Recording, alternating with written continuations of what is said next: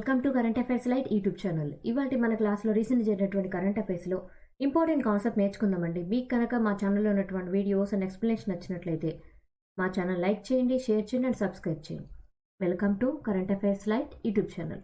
ఇవాళ మన కాన్సెప్ట్ వచ్చేసి తెలంగాణ గవర్నమెంట్ వాళ్ళ గురించి ఒక న్యూస్ అనమాట. సో ఏంటి అసలు ఇక్కడ తెలంగాణ గవర్నమెంట్కి చెందినటువంటి న్యూస్ అంటే తెలంగాణ గవర్నమెంట్ వాళ్ళు ఫార్మాసిటీ ప్రాజెక్ట్ అనేది ఏదైతే ఉందో దాన్ని ఆపివేయడం జరిగింది. అంటే ఒక విధంగా చెప్పాలంటే దాన్ని రద్దు చేయడం అనేది జరిగింది అనమాట. సో ఎందుకోసం తెలంగాణ గవర్నమెంట్ వాళ్ళు ఈ ఫార్మాసిటీ ప్రాజెక్ట్ అనేది ఏదైతే ఉందో దాన్ని రద్దు చేశారు అంటే అక్కడ కొన్ని చట్టపరమైనటువంటి ఇబ్బందులు ఉన్నాయి అండ్ దాంతోపాటు ఎన్విరాన్మెంట్ పరంగా ఇబ్బందులు కలుగుతుంది అని ముందుగానే అంచనా వేయడం జరిగిందనమాట. అండ్ దాంతోపాటు అక్కడ ఉన్నటువంటి రైతులు ఎవరైతే ఉంటారో వాళ్ళ డిమాండ్ మేరకు కూడా ఈ యొక్క ఫార్మాసిటీ ప్రాజెక్ట్ని రద్దు చేస్తున్నట్లుగా తెలంగాణ గవర్నమెంట్ ప్రకటించింది. అండ్ ఇక్కడ తెలంగాణ గవర్నమెంట్లో ఇండస్ట్రీస్ మినిస్టర్ ఎవరైతే ఉన్నారో శ్రీధర్ బాబు గారు ఒక అనౌన్స్మెంట్ అనేది చేశారనమాట. సో ఇక మీదట ఒక 10 ఫార్మా విలేజెస్ అనేవి కొత్తగా రాబోతున్నాయి, మన రాష్ట్రం యొక్క అభివృద్ధి కోసం రాబోతున్నాయని ఆయన తెలియజేశారు.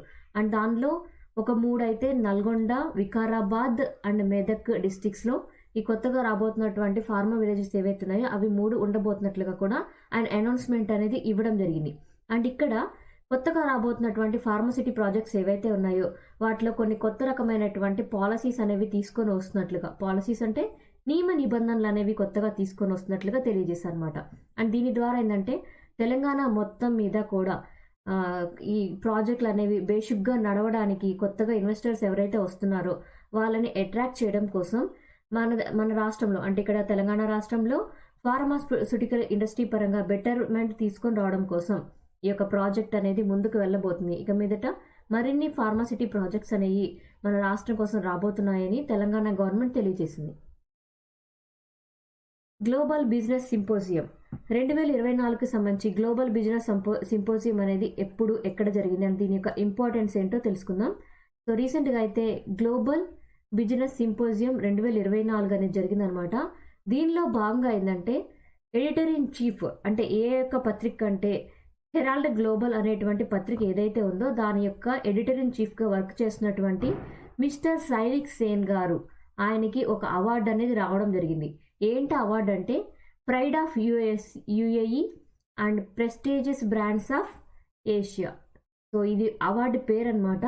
ఈ అవార్డుని ఎక్కడ ఇచ్చారంటే దుబాయ్లో జరిగినటువంటి గ్లోబల్ బిజినెస్ సింపోజియం 2024కు చెందినటువంటి మీటింగ్ ఏదైతే ఉందో అందులో ఈ అవార్డు అనేది ఇవ్వడం జరిగింది. ఎవరికి ఇచ్చారు అంటే హెరాల్డ్ గ్లోబల్ పత్రిక యొక్క ఎడిటర్ ఇన్ చీఫ్గా వర్క్ చేసినటువంటి సైనిక్ సేన్ గారికి ఈ అవార్డు అనేది ఇవ్వడం జరిగింది. అండ్ ఇక్కడ ఇచ్చినటువంటి అవార్డు ఏదైతే ఉందో అది యొక్క ఇచ్చేటువంటి గవర్నమెంట్కి అఫీషియల్స్కి అండ్ బిజినెస్ లీడర్స్ ఎవరైతే ఉంటారో అంటే దేశ ప్రగతికి పాటుపడేటువంటి బిజినెస్ లీడర్స్ ఎవరైతే ఉంటారో వాళ్ళకి ఈ యొక్క అవార్డు అనేది ఇస్తూ ఉంటుందన్నమాట. అండ్ ఈ యొక్క అవార్డు అనేది ఏ విధంగా ఉంటుందంటే యుఏఈ యొక్క యునైటెడ్ అరబ్ ఎమిరేట్స్ యొక్క గౌరవప్రదమైనటువంటి గుర్తింపుగా ఈ యొక్క అవార్డుని తీసుకోబోతుంది అనమాట. అండ్ దీని ద్వారా ఎవరినైనా సత్కరిస్తున్నారంటే వాళ్ళ యొక్క టాలెంట్ని, స్కిల్స్ని ఆ యొక్క దేశ ప్రతిభకి ఎవరైతే వినియోగిస్తారో అంటే యునైటెడ్ అరబ్ ఎమిరేట్స్ యొక్క దేశ ప్రగతికి ఎవరైతే వినియోగిస్తారో వాళ్ళని గుర్తించడానికి ఈ యొక్క అవార్డు అనేది ఇవ్వడం జరుగుతుంది. పంకజ్ కుమార్ చటర్జీ గారికి ఒక అవార్డు అనేది రావడం జరిగింది అనమాట. ఆ అవార్డు ఏంటంటే రొమేన్ రొనాల్డ్ బుక్ ప్రైజ్ అవార్డు అనేది రావడం జరిగింది. సో రొమేన్ రొనాల్డ్ బుక్ ప్రైజ్ అనే అవార్డు ఆయన రాసినటువంటి బుక్కి వచ్చింది. సో ఆ బుక్కే ఇదనమాట. ఈ బుక్కి అవార్డు అనేది రావడం జరిగింది. ఎవరు ఈ బుక్ రాశారంటే పంకజ్ కుమార్ చటర్జీ. మనం ఈజీగా గుర్తుపెట్టుకోవచ్చు. చటర్జీ, ముఖర్జీ ఇటువంటి పేర్లు ఎక్కడ వస్తాయంటే మనకి బెంగాలీ రచయితలు ఎవరైతే ఉంటారో వాళ్ళ దగ్గర ఈ పేరు అనేది మనకి ఎక్కువగా వినిపిస్తుంటుంది. సో పంకజ్ కుమార్ చటర్జీ బెంగాలీ వ్యక్తి అనమాట. ఆయన ఈ యొక్క ఒక బుక్ నవల్ ఏదైతే ఉందో దాన్ని బెంగాలీ భాషలోకి అనువదించారు. అందుకు గాను రొమేన్ రొనాల్డ్ బుక్ ప్రైజ్ 2024 అవార్డు అనేది ఆయన్ని వరించడం జరిగింది. ఈ బుక్ విశేషాలంటూ తెలుసుకుందాం.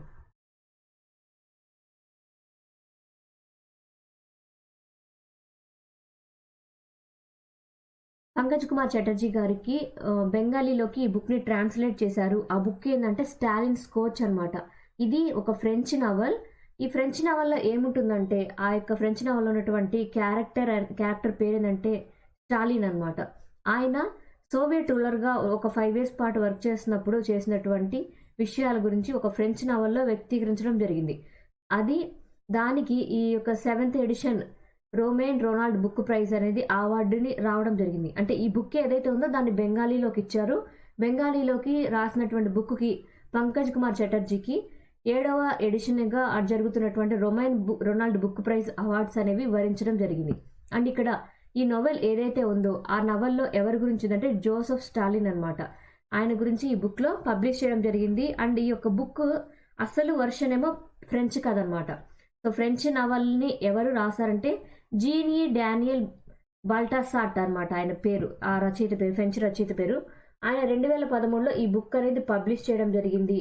ఆయన యొక్క బుక్కి ఇప్పుడు మనకి బెంగాలీలోకి ట్రాన్స్లేట్ చేసినందుకు పంకజ్ కుమార్ చటర్జీ గారికి అవార్డు అనేది లభించడం జరిగింది.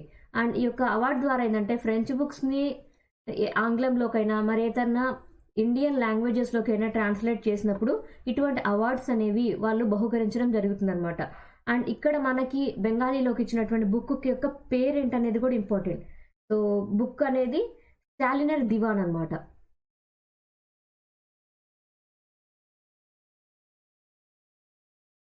స్టాలినర్ దివాన్ అనేటువంటిది ఇక్కడ బెంగాలీలోకి అనువదించినటువంటి బుక్ పేరు. సో దీన్ని ఎవరు పబ్లిష్ చేశారనేటువంటి అడిగేటువంటి ఛాన్స్ కూడా ఉందన్నమాట. కోల్కతాలో ఉన్నటువంటి న్యూ భారత్ సాహిత్య కుటీర్ కోల్కతా వాళ్ళు ఈ బుక్ని పబ్లిష్ చేయడం జరిగింది. అండ్ ఈ విధంగా ఒక ఫ్రెంచ్ బుక్ని పబ్లిష్ చేయడం ద్వారా బెంగాలీలో ఫస్ట్ అవార్డు ఈయనకేనా అంటే కాదు.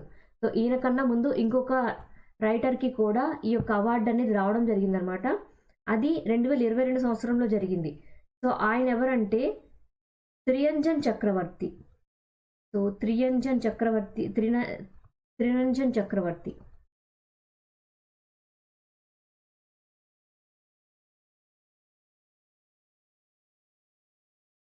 చక్రవర్తి ఈ విధంగానే ఉంటాయి పేర్లు, బెంగాలీ రచయిత కాబట్టి. ఈయనకి ఇంతకుముందు సేమ్ ఇలాంటి అవార్డే వచ్చింది, ఆయనకి వేరే బుక్ వచ్చింది.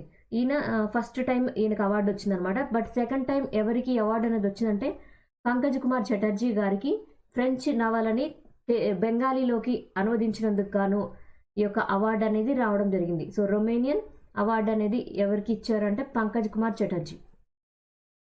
India's poverty line. సో మన దేశం యొక్క పావర్టీ లైన్ అనేది డిక్లైన్ అయింది, చాలా వరకు మన దేశంలో పేదరికం అనేది తగ్గింది అని ఒక రీసెర్చ్లో తెలిసిందనమాట. సో ఈ రీసెర్చ్ ఏంటంటే SBI రీసెర్చ్లోకి మనకి యొక్క డేటా అనేది రిలీజ్ చేసినప్పుడు మన దేశంలో పేదరికం అనేది తగ్గినట్టుగా తెలిసిందనమాట. సో పావర్టీ రేట్స్ అనేవి 4.5 నుంచి 5% ఈ రేట్స్ అనేవి తగ్గినట్లుగా మనకి అంచనాల్లో తెలిసిందనమాట. సో ఎటువంటి అంచనాలు అంటే ఈ యొక్క SBI రీసెర్చ్ ద్వారా వాళ్ళు చేసింది house hold consumption expenditure survey data. అంటే అనుదినం ఒక కుటుంబానికి అవసరమైనటువంటి దినుసులైన సరుకులైనా వాళ్ళు ఎంతవరకు సంపాదిస్తున్నారు, ఎంత ఖర్చు పెడుతున్నారు, అండ్ ఎంత ఆహార వినియోగం చేస్తున్నారు, ఇటువంటి అంశాలను పరిగణలోకి తీసుకొని చేసినటువంటి ఒక సర్వే ఏదైతే ఉందో ఆ సర్వేలో భాగంగా అక్కడ ఈ యొక్క పావర్టీ రేట్ని అంటే పేదరికం యొక్క రేట్ ఎంత ఉంది అని ఒక అంచనా తీసుకొని వచ్చారనమాట. ఆ అంచనా ప్రకారం పావర్టీ రేట్ అనేది 4.5 నుంచి 5%గా 2022-23 సంవత్సరాల మధ్య గుర్తించడం జరిగింది. అండ్ రూరల్ పావర్టీ ఏదైతే ఉందో అది 7.2 ఉన్నట్లుగా గుర్తించారు. అండ్ అర్బన్ పావర్టీ పరంగా అయితే 4.6 వరకు ఉన్నట్లుగా గుర్తించడం జరిగిందనమాట. ఇంతకుముందు ఒక 10 సంవత్సరాల క్రితం అంటే నియర్లీ 2011-12 టైంలో అయితే ఈ యొక్క రూరల్ పావర్టీ ఏదైతే ఉందో అక్కడ ఎంత శాతం ఉండేదంటే 25.7%గా ఉండేది ఈ టైంలో. బట్ ఇప్పుడు మాత్రం 2022-23 టైం కల్లా ఈ యొక్క పర్సెంటేజ్ అనేది 7.2%కి తగ్గింది. అంటే ఇంత పావర్టీ లైన్స్ అనేది తగ్గిపోయిందంటే పల్లెల్లో ప్రజలు వాళ్ళ యొక్క ఆదాయాన్ని పొందగలుగుతున్నారు, రైతులకి కూడా వాళ్ళ ఉపాధి మార్గాలు పెరిగాయి, రైతుల పంటలు బాగా పండుతున్నాయి. ఇటువంటి అన్ని అంశాల మీదే రూరల్ పావర్టీ డిక్లైనింగ్ అనేది ఆధారపడి ఉంటుంది. అండ్ అర్బన్ పావర్టీ పరంగా అయితే ఇంతకుముందు ఒక 10 సంవత్సరాల నుంచి పెద్దగా మార్పు ఏమీ లేదు, ఎక్కువ శాతం 5, 4.5, 4.6 ఇంత ఇలాగే ఉందన్నమాట. బట్ కొంతవరకు ఇంప్రూవ్మెంట్ అనేది ఉంది. ఒక 5 దాకా ఉన్నది కాస్త 4.6 వరకు డిక్లైన్ అయింది. కాన్స్టెంట్ నుంచి కొంతవరకు తగ్గింది అనమాట. సో అర్బన్ లెవెల్లో పావర్టీ తగ్గింది, దాంతోపాటు రూరల్ రేంజ్లో కూడా పావర్టీ అనేది తగ్గింది. అండ్ గవర్నమెంట్ వాళ్ళు ఈ యొక్క డిక్లైన్ ఏదైతే ఉందో అది ఏ విధంగా అంటే మన యొక్క జీవిత చక్రంలో నథింగ్ బట్ మన యొక్క ఆర్థిక ప్రగతిగా ఉన్నటువంటి చక్రంలో బోటం లైన్లో ఎవరు ఉంటారంటే కార్మికులు, చిన్న వ్యాపారస్తులు అండ్ రైతులు, వీళ్ళందరూ కూడా అసలు బేస్లో ఉంటారనమాట. అంటే మన దేశం ఆధారపడిందే అగ్రికల్చర్ మీద. సో అగ్రికల్చర్ అనేది ఈ యొక్క పిరమిడ్లో బేస్ పాయింట్గా ఉంటుంది. అండ్ దాని తర్వాతే secondary sector, third sector and తర్వాత సేవల రంగం, ఇవన్నీ ఉంటాయి అన్నమాట. సో అగ్రికల్చర్ మీదే మన దేశం ఎక్కువగా ఆధారపడి ఉంది కాబట్టి ఈ పిరమిడ్లో ఉన్నటువంటి బేస్ లైన్ ఏదైతే ఉందో దాన్ని వృద్ధి పొందడానికి గవర్నమెంట్ చాలా పథకాలు అనేవి తీసుకొని వచ్చి హెల్ప్ చేయడం జరిగింది ప్రజలకి. ఏ విధమైనటువంటి హెల్ప్ అంటే అండ్ విలేజెస్ని అభివృద్ధి పొందించడం. సో విలేజెస్ పరంగా ఏవైతే సౌకర్యాలు కావాలో, రోడ్లు, ట్రాన్స్పోర్టేషన్ అండ్ దాంతోపాటు వాళ్ళకి మెడిసిన్, హాస్పిటలైజేషన్, ఇటువంటి అన్నీ కూడా విలేజెస్లో బెటర్గా అందించగలిగారు గవర్నమెంట్ తరపు నుంచి. పవర్టీని తగ్గించడానికి పూర్ పీపుల్కి ఇళ్ల స్థలాలు ఇవ్వడం, ఇల్లు కట్టించివ్వడం అండ్ వాళ్ళకి ఉపాధి కల్పన కార్యక్రమాలు అనేవి మెరుగ్గా చేయడం అండ్ దాంతోపాటు సబ్సిడీ మీద ఆహార ధాన్యాలు, పప్పు దినుసులు అనేవి అందించడం పూర్ పీపుల్కి. అండ్ దాంతోపాటు ఫార్మర్స్ని కూడా అభివృద్ధి పొందించే విధంగా గవర్నమెంట్ వాళ్ళు చాలా కృషి అనేది చేశారన్నమాట. సో ఫార్మర్స్కి సబ్సిడీ రుణాలు, పంటలు ఒకవేళ నష్టపోతే ఎంతో కొంత వాళ్ళకి గిట్టుబాటు ధర కల్పించడం, ఎంఎస్పి ఇవ్వడం, దాంతోపాటు వాళ్ళు పంట నష్టపోయినప్పుడు వాటిని తిరిగి ఎంతో కొంత లాభసాటికి అమ్ముకునేలాగా గవర్నమెంటే కొనుక్కోవడం, ఇవన్నీ చేశారన్నమాట. దానివల్ల ఫార్మర్స్ చాలా వరకు రూరల్ ప్రాంతంలో ఉపాధిని కోల్పోకుండా ఉన్నారు. వాళ్ళు ఎంతో కొంత అభివృద్ధి అనేది చూశారనమాట. అండ్ దాంతోపాటు ఈ యొక్క రూరల్ పరంగా మనకి ఎంత ఒక పవర్టీ లైన్ అనేది డిఫైన్ చేశారంటే, రూరల్ అయితే 1622 రూపాయలని అమౌంట్గా తీసుకున్నారు.